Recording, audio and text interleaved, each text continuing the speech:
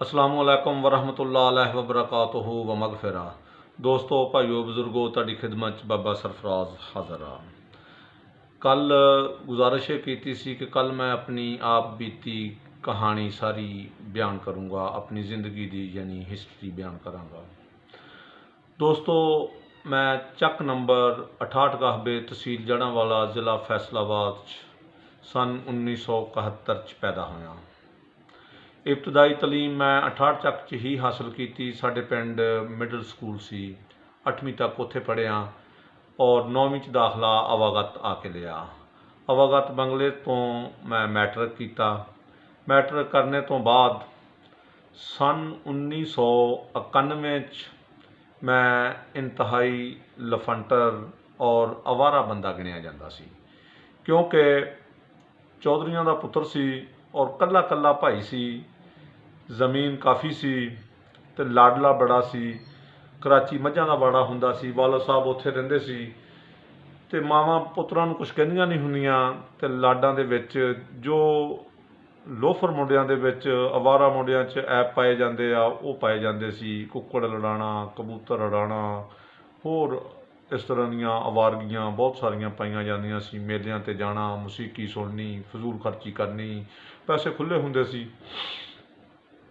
तो मेरी जिंदगी दे विच अचानक तब्दीली लियाण वाली जमात तबलीगी जमात आ, क्योंकि बहुत सारे बंदियां कोलों ये गल सुनी सी कि ये जिहड़े जमात वाले आ ये नशा फरोख्त करते आ। बहुत सारिਆਂ को सुनिया सी ये असला बेचते आ, तरह तरह दीयां गल्लां सुनिया सी ते मेरा दिल कीता इन्हां नूं चैक तां करां जाके ये करदे की आ। ते मैं पुछ दस के तो जड़ा वाले मरकज़ दे विच गया कि भी मैं 3 दिन लाने आ। मेरी तशकील ननकाना साहब हुई, उत्थे चले गए। 3 दिन च मैं बड़ी जांच पड़ताल की कि बई इन्हां चों कोई ऐसा ही ऐब लभे, कोई ऐसी गल लभे, पता तो लगे।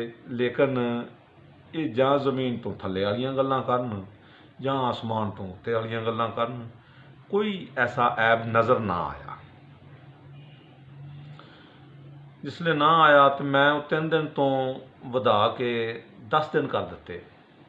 10 दिन जिसले ला के आया तो उन्हां दी गल दी तासीर दिल दे उत्ते उतरी। तकवा आना शुरू हो गया, खुदा दा खौफ आना शुरू हो गया।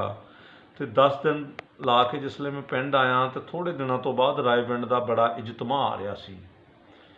उन्होंने समझाया कि इजतमा के उत्ते लोगों नूं लैके जाओ। साडे पिंड दे विच 2 मस्जिदां हुंदियां सी, एक अहले हदीसां दी और एक अहले सुन्नत जमात बरेलवियां दी। देवबंदी 5-4 बंदे ऐसे सगे, लेकिन हुक्मरानी जिहड़ी सी उस मस्जिद दे विच बरेलवी हजरात दी सी। चौधरी साहबान सारे बरेलवी सी ते ओह उन्हां दे डर दी वजह तो दबे होए सी, खुल के तबलीग दा काम नहीं कर सकते सी। ते मेरे इधर आने दे नाल उन्हां नूं बड़ी खुशी हुई और खुल के दावत दित्ती। ते पहली दफ़ा उदों रायविंड दे विच 57 बंदे मैं लैके गया। बस पिंडों गई, साडे काफ़ी बंदियां नूं इकट्ठे कीते, आओ और देखो आके रायविंड च की हुंदा आ। जिस वक्त 57 बंदे गए तो उन्होंने विचों 3-4 बंदे चिल्ले लिए भी निकले, कोई 10 दिन लिए भी निकले। वो माहौल देखा, मैं आप भी जाके जिसले देखा कि लखां दुनिया, एडा अच्छा माहौल, क्या डिसिपलिन सी उन्हों दा, बेहतरीन। तो दिल दे उत्ते ना बड़ा असर होया। तो मैं भी इरादा किया कि भी हुण ना अल्लाह दी राह दे विच 3 चिल्ले लाने आ। मैं अपनी तशकील भी करवाई तो मेरी पहली तशकील 30 दिन की सखर हुई। और तरीकाकार यह हुंदा आ जमात का जिसले जाती आ कि एक बंदा पिशावर का, एक कोटे का, एक फैसलाबाद का, एक जड़ांवाले का, इधरों इधरों इकट्ठे करके 12 बंदियां की, 10 बंदियां की एक जमात बना दी जाती है। और उन्होंने पूछा जाता कि तुसीं 40 दिन च कितना खर्चा कर सकते हैं। कोई बंदा कहता जी मैं 1000 खर्च सकदा, कोई कहता 2000 खर्च सकदा, कोई कहता 4000 खर्च सकदा। वो मुताबिक जिहड़ा हैगा जमात तैयार कर दी जाती है। ये नहीं कि बहुते पैसे खर्च करने वालियां नूं बहुत चंगी जगह पर भेजा जाता, वो उन्ना किराया वधा दिता जाता, उन्होंने दूर भेजा जाता। निज़ाम इक्को जिहा ही है सारिਆਂ ਦਾ। ਉੱਥੇ ਊਚ ਨੀਚ, ਛੋਟੇ ਵੱਡੇ, ਚੌਧਰੀ ਦੀ ਇਹ ਕੋਈ ਵੁਕਤ, ਕੋਈ ਅਹਿਮੀਅਤ ਨਹੀਂ ਹੈਗੀ। ਸਭ ਨੂੰ ਬਰਾਬਰ ਹੀ ਸਮਝਿਆ ਜਾਂਦਾ ਆ। ਨਿਜ਼ਾਮ ਬੜਾ ਅੱਛਾ ਉਹਨਾਂ ਦਾ, ਬਿਹਤਰੀਨ ਕਿਸਮ ਦਾ। ਚਲੋ ਬਹਰਹਾਲ ਤਸ਼ਕੀਲ ਉੱਥੇ ਹੋ ਗਈ। ਮੈਂ 3 ਚਿੱਲੇ ਲਾਏ, ਮੁਖਤਲਿਫ ਇਲਾਕਿਆਂ ਦੇ ਵਿੱਚ ਤਸ਼ਕੀਲਾਂ ਹੋਈਆਂ, ਮੁਖਤਲਿਫ ਵਾਕਿਆਤ ਪੇਸ਼ ਆਏ। ਫਿਰ ਆ ਕੇ ਕਾਰਗੁਜ਼ਾਰੀ ਵੀ ਸੁਣਾਈ ਜਾਂਦੀ ਆ, ਅਤੇ ਪੂਰੀ ਦੁਨੀਆ ਦਾ ਜਿਹੜਾ ਹੈਗਾ ਆ ਉਹ ਨਿਜ਼ਾਮ ਉਹਨਾਂ ਦੇ ਕੋਲ ਆ ਕਿ ਕੀ ਹੋ ਰਿਹਾ, ਕਿੱਥੇ ਕਿੱਥੇ ਹੋ ਰਿਹਾ, ਕਿੰਨੀਆਂ ਮਸਜਿਦਾਂ, ਕਿੰਨੇ ਬੰਦੇ ਜਮਾਤ ਨਾਲ ਨਿਕਲੇ ਨੇ, ਕਿੰਨੇ ਪੁਰਾਣੇ ਸਾਥੀ ਨੇ, ਸਾਰਾ ਸਿਸਟਮ ਉਹਨਾਂ ਨੇ ਇੱਕ ਆਪਣਾ ਰੱਖਿਆ ਹੋਇਆ। ਜਿਸਲੇ ਮੈਂ 4 ਮਹੀਨੇ ਲਾਏ ਤੇ ਦਿਲ 'ਚ ਖਾਹਿਸ਼ ਪੈਦਾ ਹੋਈ ਕਿ ਯਾਰ ਪੁਰਾਣੀ ਜ਼ਿੰਦਗੀ ਤੇ ਸਾਰੀ ਜਿਹੜੀ ਹੈਗੀ ਆ ਫਜ਼ੂਲ ਗੁਜ਼ਾਰ ਦਿੱਤੀ, ਹੁਣ ਬਾਕੀ ਦੀ ਸਾਰੀ ਜ਼ਿੰਦਗੀ ਅੱਲਾ ਦੀ ਰਾਹ 'ਚ ਹੀ ਗੁਜ਼ਾਰ ਦੇਣੀ ਆ। ਤੇ ਮੈਂ ਇਰਾਦਾ ਕੀਤਾ ਕਿ ਹੁਣ ਰਾਏਵਿੰਡ ਹੀ ਦਾਖਲਾ ਲੈ ਲਵਾਂ। ਮੈਂ ਰਾਏਵਿੰਡ ਕਾਰੀ ਇਲਿਆਸ ਸਾਹਿਬ ਸੀ, ਉਹਨਾਂ ਦੇ ਕੋਲੋਂ ਕੁਰਾਨ ਮਜੀਦ ਪੜ੍ਹਨਾ ਸ਼ੁਰੂ ਕੀਤਾ, ਉੱਥੇ ਰਹਿਣਾ ਸ਼ੁਰੂ ਕੀਤਾ। ਮੈਂ ਪੜ੍ਹਨਾ ਚਾਹੁੰਦਾ ਸੀ ਤੇ ਇੱਥੇ ਜੜ੍ਹਾਂਵਾਲੇ ਦੇ ਮਾਸਟਰ ਨਜ਼ੀਰ ਸਾਹਿਬ ਹੁੰਦੇ ਸੀ, ਮਰਕਜ਼ ਦੇ ਅਮੀਰ, ਔਰ ਇਲਾਕੇ ਦੇ ਸਾਥੀ ਇਹ ਚਾਹੁੰਦੇ ਸੀਗੇ ਕਿ ਵੀ ਇਹ ਪੜ੍ਹੇ ਨਾ, ਇਹ ਤਬਲੀਗ ਦਾ ਕੰਮ ਕਰੇ, ਕਿਉਂਕਿ ਜਿਸਲੇ ਤਬਲੀਗ ਦਾ ਕੰਮ ਕਰੇਗਾ ਮੇਰੀ ਵਜ੍ਹਾ ਤੋਂ ਬਹੁਤ ਸਾਰੇ ਬੰਦੇ ਨਿਕਲਣਗੇ, ਉਹ ਹਾਫਿਜ਼ ਬਣਨਗੇ, ਆਲਮ ਬਣਨਗੇ, ਕਾਰੀ ਬਣਨਗੇ, ਉਹਦਾ ਜ਼ਿਆਦਾ ਅਜਰ ਮਿਲ ਜਾਏਗਾ ਵੀ ਤੁਸੀਂ ਇਹ ਕੰਮ ਕਰੋ, ਆਪ ਨਾ ਪੜ੍ਹੋ। ਇਸ ਕਰਕੇ ਪੜ੍ਹਾਈ ਦੇ ਖਿਲਾਫ ਨਹੀਂ ਸੀ, ਕੰਮ ਨੂੰ ਵਧਾਉਣਾ ਚਾਹੁੰਦੇ ਸੀਗੇ।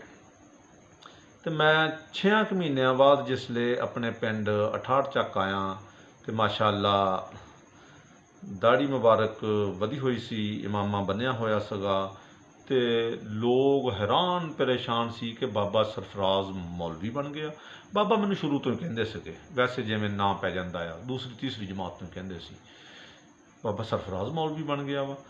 ਅਤੇ ਉਸ ਦਿਨ ਜਿਹੜੇ ਸਾਡੇ ਇਮਾਮ ਮਸਜਿਦ ਦੇ ਬੇਟੇ ਸੀ, ਉਹਨਾਂ ਨੇ ਐਲਾਨ ਕੀਤਾ ਕਿ ਵੀ ਇਹ ਜੁਮਾ ਜਿਹੜਾ ਹੈਗਾ ਬਾਬਾ ਸਰਫਰਾਜ਼ ਪੜ੍ਹਾਏਗਾ।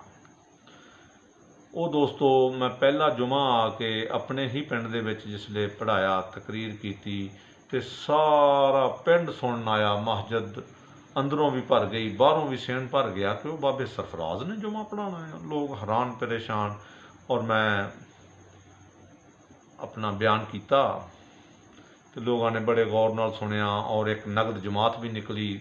ਹੋਰ 5-4 ਬੰਦੇ ਜਿਹੜੇ ਸੀਗੇ ਚਿੱਲਾ ਲਾਉਣ ਲਈ ਨਿਕਲ ਗਏ। ਅਤੇ ਫਿਰ ਆਲੇ ਦੁਆਲੇ ਦੇ ਪਿੰਡਾਂ 'ਚ ਵੀ ਪਤਾ ਲੱਗਾ, ਕਿਉਂਕਿ ਮੈਂ ਇਲਾਕੇ ਦਾ ਮਸ਼ਹੂਰੋ ਮਰੂਫ ਆਦਮੀ ਸੀਗਾ, ਕਿਉਂਕਿ ਸ਼ੋਭੇ ਬਹੁਤ ਸਾਰੇ ਸੀ ਮੇਰੇ ਕੋਲ, ਕਬੂਤਰਬਾਜ਼ੀ, ਕੁੱਕੜਬਾਜ਼ੀ, ਜੇ ਉਹ ਸਾਰੇ ਕੰਮ ਛੱਡ ਕੇ ਜਿਹੜਾ ਸੀ ਤਕਵਾ ਇਖਤਿਆਰ ਕਰ ਲਿਆ। ਹੁਣ ਦੋਸਤੋ ਜਿਸਲੇ ਇਹ ਚੀਜ਼ਾਂ ਆਈਆਂ ਅਤੇ ਫਿਰ 67 ਚੱਕ ਵਾਲਿਆਂ ਨੇ ਕਿਹਾ ਜੀ ਸਾਡੇ ਜੁਮਾ ਪੜ੍ਹਾਉਣਾ। ਮੈਂ 67 ਦੇ ਵਿੱਚ, 68 ਦੇ ਵਿੱਚ, 66 'ਚ, 65 'ਚ, 15 ਚੱਕ, 34 ਚੱਕ, ਬਹੁਤ ਸਾਰੇ ਇਲਾਕਿਆਂ ਦੇ ਵਿੱਚ ਜਿਹੜੇ ਸੀਗੇ ਜੁਮੇ ਪੜ੍ਹਾਏ, ਅਤੇ ਬਹੁਤ ਸਾਰੇ ਲੋਕ ਇਕੱਠੇ ਹੋ ਕੇ ਆਉਂਦੇ ਸੀਗੇ ਕਿ ਯਾਰ ਬਾਬਾ ਸਰਫਰਾਜ਼ ਮੌਲਵੀ ਬਣ ਗਿਆ। ਔਰ ਉਹ ਗੱਲ ਨੂੰ ਸੁਣਦੇ ਵੀ ਸੀ, ਸੁਣ ਕੇ ਅਤੇ ਕੋਈ 2-4 ਬੰਦੇ ਅੱਲਾ ਦੀ ਰਾਹ ਦੇ ਵਿੱਚ ਨਿਕਲ ਜਾਂਦੇ ਸੀ। ਅਤੇ ਮੈਂ 2 ਦਿਨ ਦੀ ਜੇ ਛੁੱਟੀ ਆਉਂਦਾ ਸੀਗਾ ਅਤੇ ਮੈਨੂੰ 20 ਦਿਨ ਨਹੀਂ ਜਾਣ ਦਿੰਦੇ ਸੀ। 2 ਦਿਨ ਦੀ ਬਜਾਏ 20 ਦਿਨ ਲੱਗ ਜਾਂਦੇ ਸੀਗੇ। ਫਿਰ ਇੱਥੋਂ ਮੈਨੂੰ ਤਰਲਾ ਕਰਕੇ ਜਾਣਾ ਕਿ ਚਲੋ ਮੈਂ ਥੋੜ੍ਹਾ ਜਿਹਾ ਹੁਣ ਪੜ੍ਹ ਆਵਾਂ, ਫਿਰ ਆ ਜਾਵਾਂਗਾ ਜਲਦੀ ਇਨਸ਼ਾਅੱਲਾ। ਮੈਂ ਆਪਣੀ ਵਾਲਦਾ ਮੁਹਤਰਮਾ ਦੇ ਵੀ ਟਾਈਮ ਲਵਾਇਆ ਜਮਾਤ ਦੇ ਨਾਲ, ਕਿਉਂਕਿ ਮਸਤੂਰਾਤ ਦੀਆਂ ਜਮਾਤਾਂ ਵੀ ਨਿਕਲਦੀਆਂ, ਆਪਣੀ ਹਮਸ਼ੀਰਾ ਦਾ ਟਾਈਮ ਵੀ ਲਵਾਇਆ, ਬੜੀ ਮਿਹਨਤ ਕੀਤੀ। ਅਤੇ ਅੱਲਾ ਨੇ ਇਹ ਜ਼ਰੀਆ ਬਣਾ ਕੇ ਮੈਨੂੰ ਤਕਰੀਬਨ 1000 ਤੋਂ ਜ਼ਿਆਦਾ ਬੰਦੇ ਹੋਣੇ ਆ ਜਿਹੜੇ ਮੈਂ ਤਬਲੀਗ ਦੇ ਵਿੱਚ ਕੱਢੇ ਨੇ। ਇਹਨਾਂ ਨੇ ਕੋਈ ਚਿੱਲਾ, ਕੋਈ ਸਰੋਜ਼ਾ, ਕੋਈ 3 ਚਿੱਲੇ ਲਾਏ। ਅੱਛਾ, ਹੁਣ ਰਾਏਵਿੰਡ ਦਾ ਜਿਹੜਾ ਨਿਜ਼ਾਮ ਆ ਉਹ ਮੈਂ ਥੋੜ੍ਹਾ ਜਿਹਾ ਦੱਸਣਾ ਚਾਹੁੰਦਾ ਆ ਕਿ ਵੀ ਉਹ ਸਿਸਟਮ ਜਮਾਤ ਦਾ ਹੈਗਾ ਕੀ ਆ। ਨਿਜ਼ਾਮ ਬੜਾ ਅੱਛਾ ਆ। ਦੇਖੋ ਹਰ ਬੰਦੇ ਦਾ ਅਕੀਦਾ ਆਪਣਾ ਆਪਣਾ ਆ, ਲੇਕਿਨ ਜਿਹੜਾ ਉਹਨਾਂ ਦਾ ਸਿਸਟਮ, ਉਹਨਾਂ ਦਾ ਨਿਜ਼ਾਮ ਆ, ਉਹਨਾਂ ਦਾ ਤਰੀਕਾ ਆ, ਅਗਰ ਉਸ ਤਰੀਕੇ ਨੂੰ ਬਾਕੀ ਮਸਲਕ ਵਾਲੇ ਵੀ ਅਪਣਾ ਲੈਣ ਤਾਂ ਖੁਦਾ ਦੀ ਕਸਮ ਸਾਰੀ ਦੁਨੀਆ ਹੀ ਮੁਸਲਮਾਨ ਹੋ ਜਾਵੇ। ਜਿੱਡਾ ਅੱਛਾ ਉਹਨਾਂ ਦਾ ਨਿਜ਼ਾਮ ਆ, ਔਰ ਜਿੰਨਾ ਖਲੂਸ, ਪਿਆਰ, ਮੁਹੱਬਤ ਜਮਾਤ ਵਾਲਿਆਂ 'ਚ ਪਾਇਆ ਜਾਂਦਾ ਆ, ਉਹ ਮੈਂ ਬਾਕੀ ਹੋਰ ਕਿਸੇ ਜਮਾਤ 'ਚ ਨਹੀਂ ਦੇਖਿਆ। ਰਾਏਵਿੰਡ 'ਚ ਐਸਾ ਵੀ ਦੇਖਿਆ ਕਿ ਬੰਦਾ ਇੱਕ ਸੁੱਤਾ ਪਿਆ ਵਾ ਅਤੇ ਦੂਆ ਬੰਦਾ ਜਾ ਰਿਹਾ ਅਤੇ ਉਹਨੇ ਜਾਣ ਬੁੱਝ ਕੇ ਉਹਦੇ ਅਗਰ ਠੁੱਡਾ ਮਾਰ ਦਿੱਤਾ ਅਤੇ ਥੱਲੇ ਵਾਲੇ ਨੇ ਉੱਠ ਕੇ ਉਹਦੇ ਪੈਰ ਫੜ ਲੈਣੇ ਕਿ ਉਹ ਭਾਈ मैं ना गलत लेट गया सगा, तू ठीक जा रहा सगा ਤੇ ਮੇਰੀ ਵਜ੍ਹਾ ਤੋਂ ਤੈਨੂੰ ਠੁੱਡਾ ਲੱਗ ਗਿਆ, ਵੀ ਮੈਨੂੰ ਮਾफ़ ਕਰ ਦੇਣਾ। ਉਹ ਵੀ ਦੂਸਰੇ ਨੂੰ ਤਾਂ ਸ਼ਰਮ ਆਪੇ ਹੀ ਆਣੀ ਆ ਕਿ ਥੱਲੇ ਵਾਲਾ ਬੰਦਾ ਜਿਹਦੇ ਨਾਲ ਜ਼ਿਆਦਤੀ ਕੀਤੀ ਆ ਉਹ ਹੀ ਮਾफ़ੀ ਮੰਗਣ ਡਿਆ ਆ ਕਿ ਮੈਂ ਗਲਤ ਹਾਂ, ਤੂੰ ਤਾਂ ਠੀਕ ਸੀ। ਇੰਨਾ ਖਲੂਸ, ਇੰਨਾ ਪਿਆਰ ਪਾਇਆ ਜਾਂਦਾ। ਅੱਛਾ, ਹੁਣ ਜਮਾਤ ਦੇ ਵਿੱਚ ਨਿਕਲ ਕੇ ਪ੍ਰਾਪੋਗੰਡਾ ਬਹੁਤ ਸੁਣਿਆ ਸੀ। ਦੇਖੋ ਦੋਸਤੋ, ਇੱਕ ਗਲਤ ਫਹਿਮੀ ਦੂਰ ਕਰ ਦੇਵਾਂ, ਨਾ ਇਹਨਾਂ ਨੂੰ ਅਮਰੀਕਾ 'ਚੋਂ ਕੋਈ ਏਡ ਆਉਂਦੀ ਆ, ਨਾ ਇਹਨਾਂ ਨੂੰ ਕੋਈ ਦੁਨੀਆਦਾਰੀ ਦਾ ਲਾਲਚ ਆ। ਆਪਣਾ ਹਰ ਬੰਦਾ ਜਾਨ ਲਾਉਂਦਾ, ਆਪਣਾ ਮਾਲ ਲਾਉਂਦਾ, ਆਪਣਾ ਵਕਤ ਲਾਉਂਦਾ। ਤਿੰਨ ਚੀਜ਼ਾਂ ਹੀ ਬਜ਼ੁਰਗ ਕਹਿੰਦੇ ਆ ਕਿ ਲਾਓ, ਜਾਨ, ਮਾਲ, ਵਕਤ। ਔਰ ਪੂਰੀ ਦੁਨੀਆ ਦੀ ਇੱਕ ਫਿਕਰ, ਇੱਕ ਸੋਚ ਦਿਮਾਗ ਦੇ ਅੰਦਰ ਭਰਦੇ ਆ ਕਿ ਵੀ ਆਪ ਵੀ ਰਾਹੇ ਰਾਸਤ 'ਤੇ ਆ ਜਾਈਏ ਔਰ ਪੂਰੀ ਦੁਨੀਆ ਨੂੰ ਵੀ ਰਾਹੇ ਰਾਸਤ 'ਤੇ ਲੈ ਆਈਏ ਕਿ ਵੀ ਸਾਡੇ ਜ਼ਿੰਮੇ ਇਹ ਨਬੀਆਂ ਵਾਲਾ ਕੰਮ ਖਤਮੇ ਨਬੂਵਤ ਤੋਂ ਬਾਅਦ ਲੱਗਾ ਹੋਇਆ। ਇਸ ਮਿਸ਼ਨ ਨੂੰ ਲੈ ਕੇ ਇਹ ਬੰਦੇ ਚੱਲਦੇ ਆ। ਹੁਣ ਮੈਂ ਰਾਏਵਿੰਡ ਦੇ ਵਿੱਚ ਰਹਿੰਦਾ ਸੀ, ਰਾਏਵਿੰਡ 'ਚ ਪੜ੍ਹਦਾ ਸੀ, ਅਤੇ ਉਸ ਵਕਤ ਨਵਾਜ਼ ਸ਼ਰੀਫ ਜਿਸ ਵਕਤ ਪਹਿਲੀ ਵਾਰੀ ਵਜ਼ੀਰ ਆਜ਼ਮ ਬਣਿਆ, ਇਹ ਮੇਰੇ ਅੱਖਾਂ ਦੇਖਣ ਦਾ ਵਾਕਿਆ ਵਾ ਕਿ ਨਵਾਜ਼ ਸ਼ਰੀਫ ਸਾਹਿਬ ਨੇ ਹਾਜੀ ਅਬਦੁਲ ਵਹਾਬ ਸਾਹਿਬ, ਜਿਹੜੇ ਕਿ ਤਬਲੀਗੀ ਜਮਾਤ ਦੇ ਅਮੀਰ ਸੀ, ਹੁਣ ਇਸ ਦੁਨੀਆ 'ਤੇ ਨਹੀਂ ਹੈਗੇ, ਉਹਨਾਂ ਨੂੰ 2 ਕਰੋੜ ਦਾ ਚੈੱਕ ਦਿੱਤਾ। ਉਦੋਂ ਹਾਜੀ ਸਾਹਿਬ ਨੇ ਹੱਥ ਦੇ ਵਿੱਚ ਫੜ ਕੇ ਇਹ ਜੁਮਲਾ ਕਿਹਾ कि दोस्तों, भाइयों, बुज़ुर्गों, जिन वज़ीर आज़म साहब 2 करोड़ रुपया देना चाहते हैं, इसको बता दो हम वज़ीरों से नहीं, हम तो अल्लाह से लिया करते हैं। तो नवाज शरीफ ने ये जुमले कहे कि हाजी साहब, इन्ने पैसे अज तक कभी किसी ने ना दिते आ ते ना वो आइंदा देगा।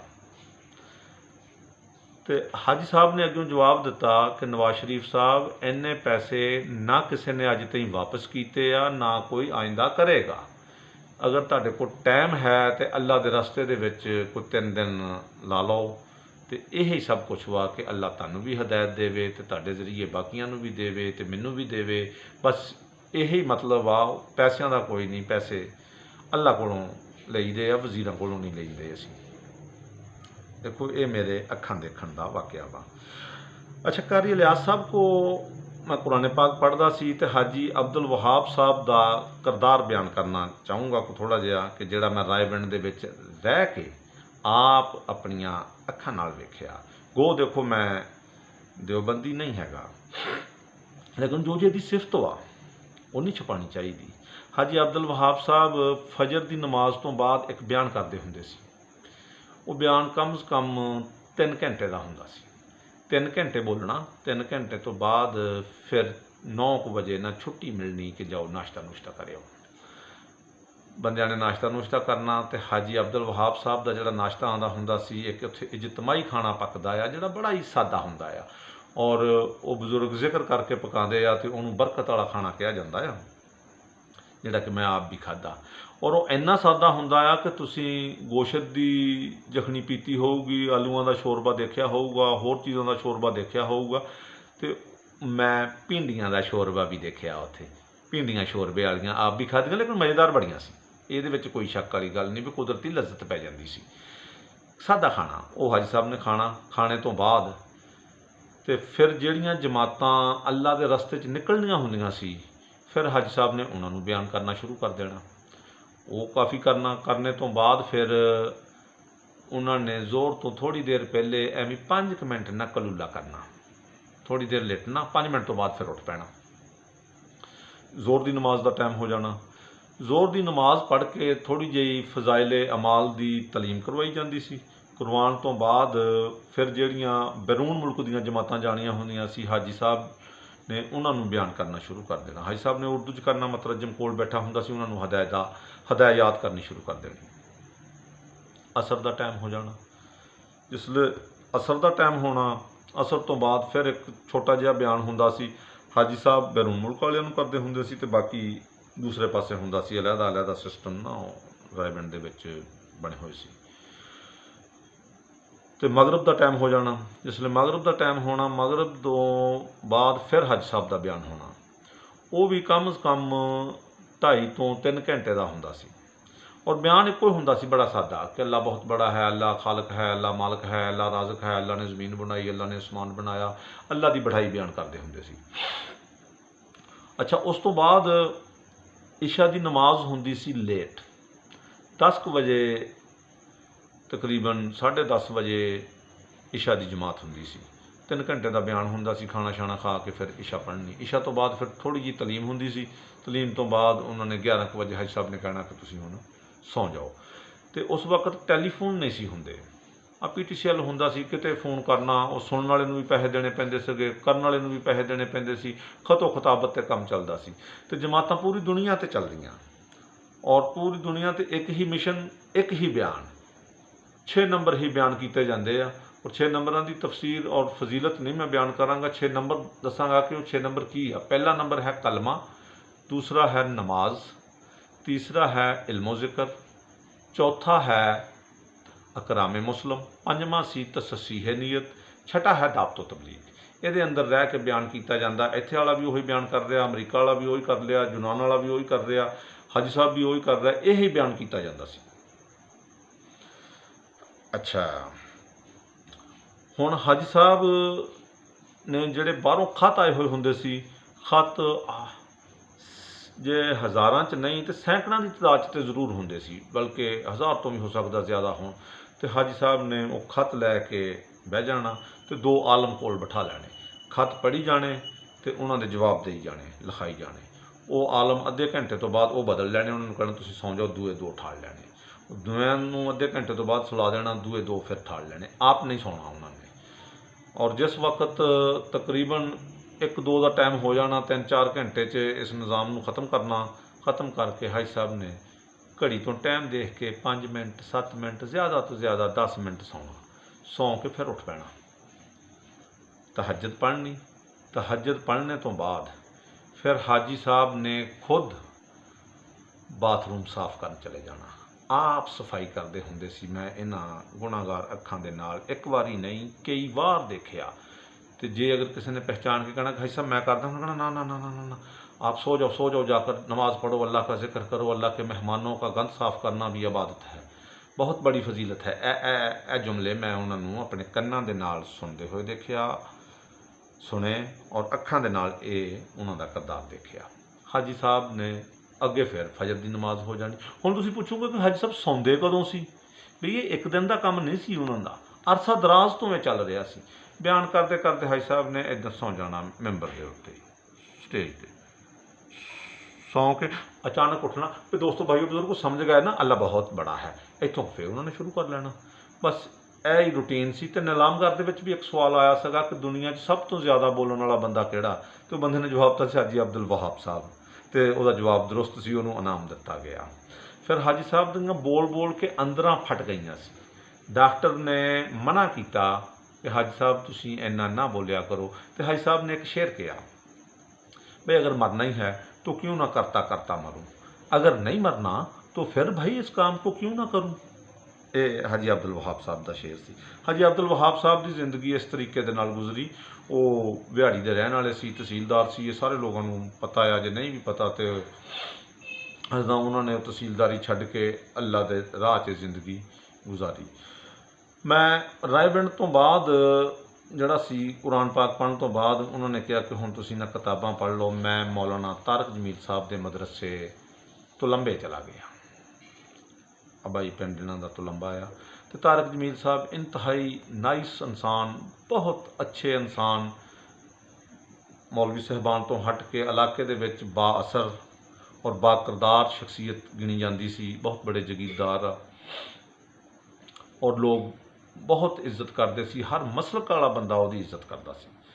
ਅੱਛਾ, ਇੱਕ ਮੈਂ ਗੱਲ ਹੋਰ ਦੱਸਦਾ ਜਾਵਾਂ ਕਿ ਰਾਏਵਿੰਡ ਦੇ ਵਿੱਚ ਰਹਿ ਕੇ ਮੈਂ ਇੱਕ ਚੀਜ਼ ਦੇਖੀ ਆ ਕਿ ਉੱਥੇ ਫਿਰਕਾ ਵਾਰੀਅਤ ਨਹੀਂ ਹੈਗੀ। ਅਗਰ ਕੋਈ ਭਾਬੀ ਆ, ਕੋਈ ਦਿਓਬੰਦੀ ਆ, ਕੋਈ ਸੁੰਨੀ ਆ, ਕੋਈ ਮਾਲਕੀ ਆ, ਚਕਰਾਲਵੀ ਆ, ਸ਼ਾਫੀ ਆ, ਹੰਬਲੀ ਆ, ਸੋਲਵਰਦੀ ਆ, ਕੋਈ ਸ਼ੀਆ ਚਲਾ ਗਿਆ, ਅਤੇ ਕੋਈ ਕਿਸੇ 'ਤੇ ਅਟੈਕ ਨਹੀਂ ਕਰਦਾ। ਇਹ ਗੱਲ ਪੱਕੀ ਆ ਕਿ ਬਸ ਉਹ 6 ਨੰਬਰਾਂ ਦਾ ਸਾਂਝਾ ਜਿਹਾ ਬਿਆਨ ਕਿ ਜਿਹਦੇ ਨਾਲ ਕਿਸੇ ਨੂੰ ਕੋਈ ਇਖਤਲਾਫ ਨਹੀਂ, ਉਹੀ ਬਿਆਨ ਕਰੀ ਜਾਂਦੇ ਆ ਅਤੇ ਆਪਣਾ ਨਿਜ਼ਾਮ ਚਲਾਈ ਜਾਂਦੇ ਆ। ਅਗਰ ਇਹ ਕਿਰਦਾਰ ਨੂੰ, ਇਸ ਅਸੂਲ ਨੂੰ ਸਾਰੇ ਮਸਲਕ ਅਪਣਾ ਲੈਣ ਬਾਕੀ ਵੀ, ਅਤੇ ਦੂਸਰੇ ਗੈਰ ਮੁਸਲਿਮ ਜਿੰਨੇ ਹੈਗੇ ਆ, ਅੱਲਾ ਦੀ ਕਸਮ ਇਸ ਕਿਰਦਾਰ ਨੂੰ ਦੇਖ ਕੇ ਸਾਰੇ ਮੁਸਲਮਾਨ ਹੋ ਜਾਣ।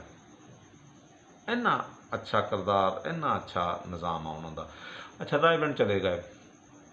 ਉੱਥੇ ਜਾ ਕੇ ਮੈਂ ਕਿਤਾਬਾਂ ਪੜ੍ਹਨੀਆਂ ਸ਼ੁਰੂ ਕਰ ਦਿੱਤੀਆਂ।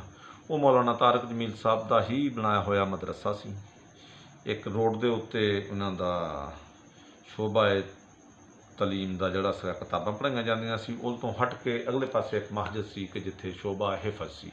उत्थे मौलाना अब्दुल रशीद साहब, मौलाना जुबैर साहब, मौलाना महबूबर रहमान साहब उदों साडे उस्ताद हुंदे सी, जिहड़े अजकल आरफ वाले अवैसिया मस्जिद के प्रिंसीपल ने, मोहतमिम ने, उत्थे वो पढ़ाते आ। इन्हां दे कोल मैं पढ़दा सी। ते मौलाना साहब 15 दिन अल्लाह के रस्ते च रहिंदे सी ते 15 दिन आके उत्थे अपने पिंड रहिंदे सी। लेकिन उदों भी तबलीग वाला सिलसिला ही जारी रखते सी। मौलाना साहब तबलीग ते गए सी, लेकिन मेरा बड़ा खसूसी प्यार सी उन्होंने नाल। आके कोई 10 मिनट अद्धा घंटा स्पैशल टाइम मैनूं दिंदे सी, गपशप लाते सी। ते और जिसले मैं जमात नाल गया तो सारियां बुराइयां छड़ दित्तियां, सुन्नते रसूल रख लई और पाबंदी नाल नमाज पढ़नी शुरू कर दी। और मैं समझदा सगा कि बई हुण बिल्कुल 16 आने ठीक हाँ और इन्हां दी वजह तो ही मुल्क बचिया होया, नहीं तो गर्क हो जाए। तो एक फिक्र इजतमाही लैके सौना, दिन रात मेहनत करनी, निज़ाम चलता सी। घर वाले भी बड़े खुश, माँ बाप बड़े खुश, किसी का बिगड़िया होया पुत्र ठीक हो जाए तो ज़ाहिर खुश होंगे। तबलीगी जमात वालियां नूं घरदियां ने भी दुआवां देनियां, तो बड़ा निज़ाम चलता सी। फिर यह होया कि अचानक मैं पिंड आया तो मैनूं पता लगा कि मेरे वालिद साहब शिया हो गए। मैनूं बड़ा दुख होया। मैं समझाने की कोशिश की। हुण शिया भी साडे पिंड कोई नहीं सी, 5-4 बंदे सी शिया पहले, लेकिन वो भी इस तरह ही खामोश सी जिस तरह पहले देवबंदी खामोश सी सुन्नियां तो डरदे होए। ये सारियां तो डरदे सके क्योंकि इन्हां नूं सारे पैंदे सी। ते मैनूं इन्ना दुख होया कि जिहदा अंदाज़ा नहीं तुसीं ला सकदे। मैं अपनी वालदा नूं एडे सख्त जुमले कहे कि माँ तैनूं तलाक हो गई, अब्बा काफर हो गया। मैं अपने वालदे मोहतरम के बर्तन अलहदा कर दिते कि बाप नूं नहीं दसिया, बाकी घरदियां नूं पता सगा। उन्होंने तबलीग की, उन्होंने समझाया कि भी ये गल ठीक नहीं हैगी, क्योंकि तबलीगी जमात वालियां दा वो सिस्टम नहीं सी। सिपाही सहाबा जिहड़ी जमात सी, मैं उहदे नाल भी अटैच हो गया, क्योंकि सिपाही सहाबा वाले तबलीग चाहते आ। तबलीग वाले सिपाही सहाबा वाले सिस्टम नूं चंगा नहीं समझते सी, लेकिन है मसलकन दोनों ही देवबंद सी। अक्सरीयत तबलीगी जमात दी देवबंद और सिपाही सहाबा खालस देवबंद। तो लेकिन इस तरीके नूं हाजी अब्दुल वहाब साहब अच्छा नहीं समझते सी, बाकी उलमा भी तबलीगी जमात वाले अच्छा नहीं समझते सी, तरीके नूं अच्छा नहीं समझते सी कि बई इन्हां दा सिपाही सहाबा का तरीका ठीक नहीं। लेकिन मैं सिपाही सहाबा च भी शामिल हो गया। इस करके मैं हुण बाप नूं मार तो नहीं सकदा सगा, लेकिन जिन्हां ने मेरे वालिद नूं शिया कीता सी वो सी कक्कूआणे दे रहण वाले कंबर हुसैन शाह साहब। इस दुनिया तो पर्दा कर गए ने, अल्लाह उन्हां दी कबर नूं मुनव्वर फरमाए। तो उन्होंने किया तो मैनू शाह साहब ते बड़ा गुस्सा, तो मैं जहर मंगा के रखिया कि भी मैं शाह साहब नूं जहर दे देना। और कुदरत खुदा दी उस दिन उन्हां दी बेटी और उन्हां दी बीवी भी नाल आ गई, जिहदी वजह तो मैं जहर नहीं दिता कि हुण पता लग जाना आ। और अल्लाह ने, मैं तोबा करदा हाँ कि खुदा ने इस बहुत बड़े जुर्म तो, बहुत बड़े गुनाह तो मैनू बचा लिया। मैं वरना जहर देने लई तैयार हो गया सी। अच्छा, मैं इस दुख दे विच रायविंड चला गया तो परेशान मैं बड़ा। उलमा हजरात नाल भी मशवरे किए, उन्होंने कहा अल्लाह को दुआ मंगो, बस अल्लाह हदायत देने वाला आ। मुख्तलिफ रावां दित्तियां। हुण जिसले दोस्तों मैं रायविंड दे विच इब्तदाई क्लास च पढ़दा सी कि बहुता टाइम तो मेरा तबलीग च ही गुजरदा सगा कि मैनूं सद लैंदे सगे कि आ वे ते फलाने पिंड तशकील करन जाना, फलाने पिंड जाना, उत्थे भी भेज दिंदे सगे कि भी मैनूं पढ़ नहीं दिंदे सगे कि भी कहते सी जमातां ज़्यादा तो ज़्यादा निकलन, बयान बड़ा अच्छा कर लैंदा सी, तकरीर बड़ी अच्छी कर लैंदा सगा, बंदियां नूं कायल बड़े तरीके नाल कर लैंदा सी। ਇਹ जुमले मेरे अपने सी कि ਜਿਹੜੇ ਹੁਣ भी मैं तबलीगी जमात वालियां दे कोलों आप सुने कि बजुर्ग फरमाते हैं कि मैं कहंदा सी कि पहले बंदे नूं माइल करो, फिर ਉਹਨੂੰ कायल करो, पहले ਉਹਦਾ दिल लै लो, फिर ਉਹਦੇ ਕੋਲੋਂ दिन लै लो, जिन्ने दिन मंगोगे दे देगा। ये जुमले मेरे सी।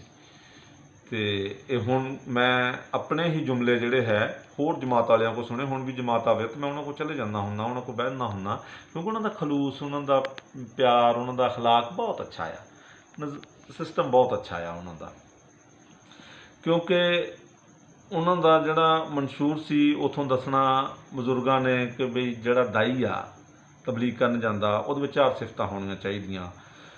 नंबर 1, जफाकश मजबूत हो, ऊँट की तरह दावत देने में साबित कदम हो, पहाड़ की तरह हौसला बुलंद हो, आसमान की तरह, अखलाक मिजाज में नरमी हो, ज़मीन की तरह।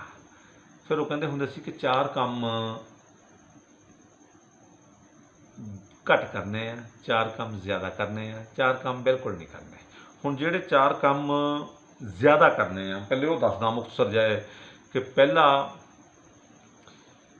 काम यह आ कि दावत इल्ला देनी है, ज़्यादा तो ज़्यादा जिन्नी दे सको। जिसका टाइम बच जाए उस तो बाद फिर बजुर्ग फरमाते होंगे सी तस्बीहात करनी है, अल्लाह के जिक्र दे विच टाइम गुजारना, तस्बीहात करनी है। जिहड़ा इत्थों टाइम बचे उस तो बाद खिदमत करनी है, मस्जिद की खिदमत, साथियों की खिदमत, दूसरों की खिदमत, ये टाइम गुजारना। जिहड़ा इल तो भी टाइम बचे अपनी अल्लाह की इबादत नवाफल वगैरह च गुजारना। ये 4 ज़्यादा करने हैं, 4 घट करने हैं। कम खाना, कम सौना, कम मस्जिद से बाहर जाना, कम ज़रूरी बातें करना। दुनियावी बातें तो करनियां ही नहीं, ज़रूरी भी घट करनी है। तो 4 काम बिल्कुल नहीं करने। दिल का सवाल नहीं करना, जुबान का सवाल नहीं करना, किसी दी चीज़ बगैर इजाज़त इस्तेमाल नहीं करनी, और अमीर की अतायत तो बगैर बाहर नहीं जाना। बस इन्हां दे अंदर रह के ना बड़े अच्छे निज़ाम सिस्टम ना चलते आ। 1938 के 40 बंदे सी, अज लखां की तादाद नाल अपने करदार नाल मनवाया उन्होंने दुनिया में। अच्छा दोस्तों, हम नशिस्त के आखिर ते पहुँच गए हैं कि असी मैं रायविंड गया, रायविंड तो तुलंबे चला गया। तुलंबे हुण मैं पढ़दा सी, इब्तदाई क्लासां सी, ते मैं अचानक बुखारी शरीफ चुकी। मौलाना तारक जमील साहब गए हुए सी, जमात नाल आने वाले सी। मैं अचानक वो खोली उसकी दूसरी जल्द, तो उतों एक हदीस पढ़ी जिन्हें मैनू इंतहाई परेशान कर दिता, और मैं तबलीगी जमात नू छड्डण ते मजबूर हो गया, दौड़न ते मजबूर हो गया। वो किहड़ी हदीस सी, ये इंशाअल्लाह कल अगली नशिस्त च बयान करांगा, जिहदा जवाब मैनू जमात वाले किसी आलम ने नहीं दिता। मैं मौलाना अब्दुल रशीद साहब को गया, महबूब रहमान साहब को गया, मैं कहा जी आ हदीस, उन्होंने कहा जी मौलाना तारक जमील साहब आएंगे तो वो ही जवाब देंगे, असी नहीं देना। वो हदीस किहड़ी सी, ये कल बयान करांगे। मैं कहा सी भी 3 दिनों के विच जिहड़ा है इस नूं मुकम्मल करांगे। इसी दोस्तों अज दी पहली नशिस्त जो उन्होंने हकायको वाक़यात सी मैं बयान किए, जो उन्होंने सफातां आ बयान कीतियां। ते जिहड़े नवे दोस्त भी ने मेरे चैनल नूं सबसक्राइब कर लैन, शेयर करन, ताकि असल हकायक लोगों तक पहुँच सकन। किसी नूं दी दिल आज़ारी करना मकसद नहीं, किसी फिरके दी तंज करना मकसद नहीं हैगा, किसी का दिल दिखाना मकसद नहीं।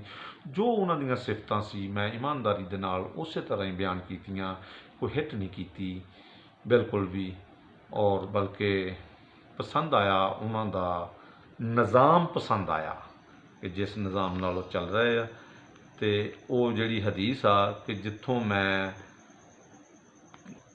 रायविंड और तलंबा और तबलीगी जमात नूं खैर बात कह के दौड़िया, तो ये मैं कल बयान करांगा। अल्लाह हाफिज़।